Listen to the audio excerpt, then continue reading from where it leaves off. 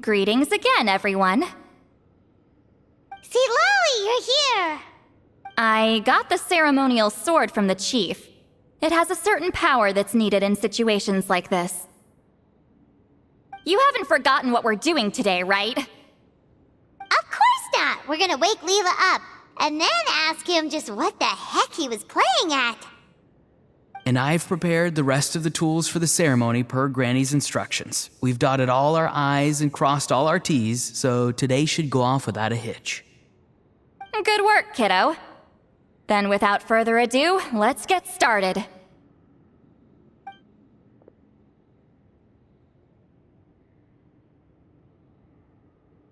I give offerings from the mystic smoke, the gift of stars on a moonless night, a wreath of dreams in the swirling wind. Glory be to the ruler of death. Fade, fade, fade. Thrice uttered and thrice repeated. Whoa!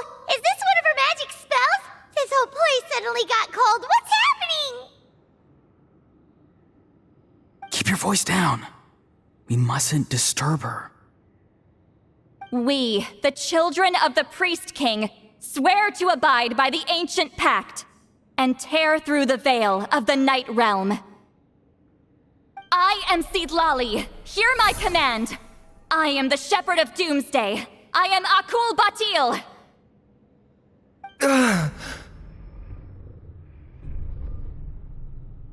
Oh, look! Leela's spirit is back. It's coming towards his body. I shall pierce the cloak of night with flintstone and banish all souls that do not belong to the land of the dead. Leela, obey my command and return to the land where the sun shines. Return to your own path. Did it work? Huh? Where am I? And who are you?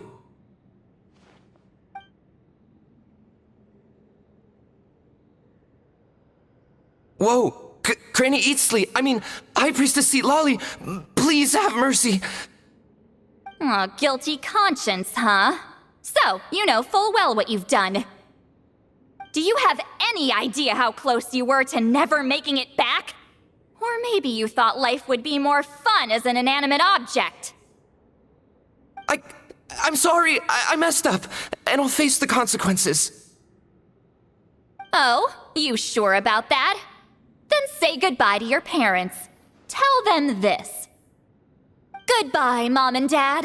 I've realized I enjoy life as an empty shell so much that I've decided to get Granny Eatsley to turn me into a stone statue so I can stand guard over her house for the next 100 years. No, please. Please don't. I'm begging you. I'll never do this again, I promise. Thank you, High Priestess Seedlali. Thank you for rescuing me. Don't thank me. Thank my grandson. If he hadn't sensed something was amiss, I wouldn't have bothered getting involved. You're more than welcome, Leela. And don't mind Granny. She's all bark and no bite. We're just glad that you're okay. Besides, someone tricked you into doing this, didn't they? That Kokchu guy. He's the real culprit here. No, Mr. Kokuchu had nothing to do with it. It was all my doing. Huh? Well, he suggested the method of using a powerful spirit relic as a medium, but it was my decision to go through with it. I wasn't coerced or anything. I'm sorry. I'm the one to blame. The brainwashing is strong with this one. So did Kokuchu provide the relic?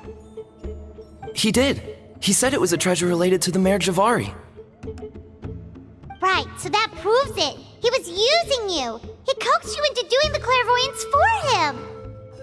But I'm a spirit duffer who can't cast a single spell. What use would I be to him? Guys like me couldn't sense a spirit even if we spent the rest of our lives sitting and meditating. But Mr. Kokuchu said that if I brute force the spell, and immerse myself in a spiritually rich substance, I might be able to catch a glimpse of one. It seems like my only option. Still, brute forcing a spell when you're a spirit duffer is like forcing yourself to run a marathon without any legs. If it wasn't for Citlali, you'd have been lost forever. I know, I'm sorry. It's just... everyone in this tribe is so amazingly talented, and then there's me. I just didn't want to be the odd one out anymore. I totally understand how you feel, Leela. Some seeds effortlessly grow into beautiful cabbages, while others struggle with all their might and never even sprout. Who knows why this is the way things are? Maybe that's just life. Life is full of things we can't change. I know saying this doesn't change anything either, but I hope it makes you feel a little better. Let's pause this discussion for now. We need to get you to Matla's for a checkup.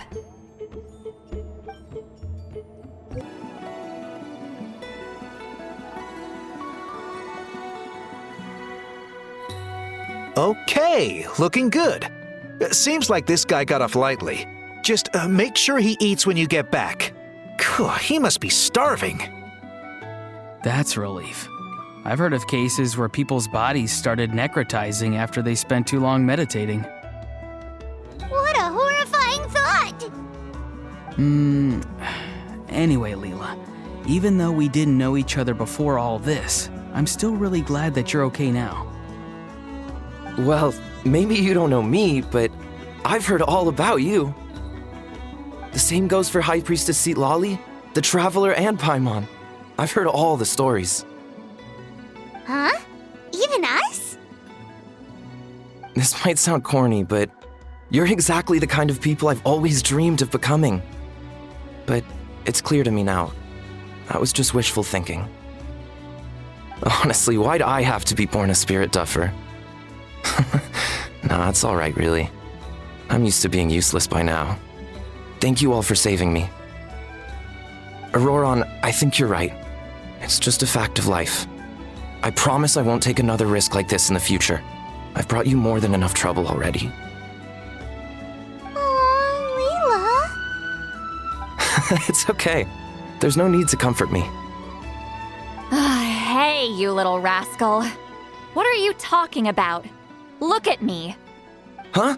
What's wrong, High Priestess Citlali? I said, look at me. Take a good hard look. Sense anything strange? Granny, what are you talking about? What do you think, Traveler? Another case of happy to help written on someone's face? Hold on. I think... either my mind's playing tricks on me, or her entire body is an illusion. No, it must just be my imagination. I wouldn't be able to see through something like that. Wait, I know this trick. It's the same one I used a while back. Granny snuck away from right under our noses. You see? You can perceive some spiritual abnormalities now. Congratulations. Really? But where are you going, Granny? Where do you think? I'm going fishing, you dummy. Someone triggered the trap I set in the cave. Looks like our friend Kokochu took the bait. What? Sorry, can't talk now. You'll find me in the cave.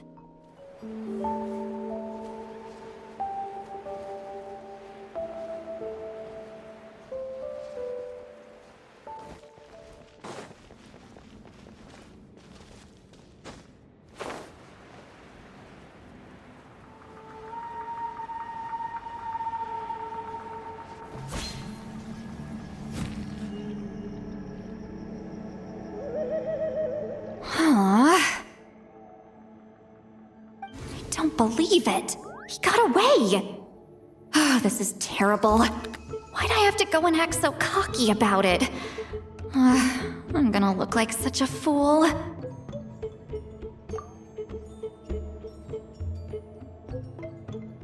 This Kokochu must be a real escape artist or something. But I can't tell them that. I'll have to think of something else. St. Lolly, did you get him? Given that she's the only person here, I'm guessing no. I thought I'd let him go, for now. But I left a mark on him, so if he comes around here again, I'll be able to track his every move. Oh, so Granny had only pretended to leave the cave, when in fact she'd set up a whole trap for him and was lying in wait. Ah, so just like how you caught Auroron! But how did you know Kokochu would come here? Because I planted the bait here. The Mayor Javari map and the bow shard. Left them both on the table. I had a feeling those were what he was truly after. And sure enough, my trap was triggered just moments after we left. So you really did set up traps here after all, huh? Of course. It's just that they'd never do anything to either of you. See? What did I tell you? So, Mr. Kokochu, you used me after all. This whole time, all you wanted was to find the location of the Mayor Javari. That's right. I've been wondering about the shard he left ever since I came across it. Why did he leave it there? The moment I confirmed the Mayor Javari's location, that's when I realized it was bait. He was counting on Leela's spirit getting lost and the tribe coming to his rescue. Then, by helping Leela, we'd be helping him.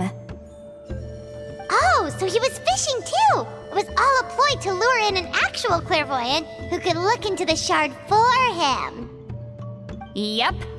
And somebody fell for it, hook, line, and sinker. I'm sorry. I took the bait. But so did Granny. The nerve! I only got involved because of you, you little scamp! Either way, Kokchu played us like a fiddle. Huh. He managed to accomplish his goals without taking any of the risk himself. Pretty sneaky. You could say that again. Imagine if he tried to approach St. Lolly directly. She'd have seen through it right away. Although, actually, St. Lolly, why did you let him go? Because I couldn't risk using my full abilities here. He was a pretty slippery character, and if I'd kept him here by force, there could have been unintended consequences. Was it my fault for picking a bad place? I'm sorry. I went looking for somewhere with a wealth of spiritual energy when I first decided to help Leela, and ended up choosing this mad sage's hideout. Mad Sage? Yeah, he's napping right behind that wall. We'd have a whole new situation on our hands if we woke him up. That's why I decided against using my full abilities. I do have some good news, though. I snatched the shard and map back before he bolted, so I may have restrained myself, but I certainly didn't let him walk all over me. That's great! So he left empty-handed!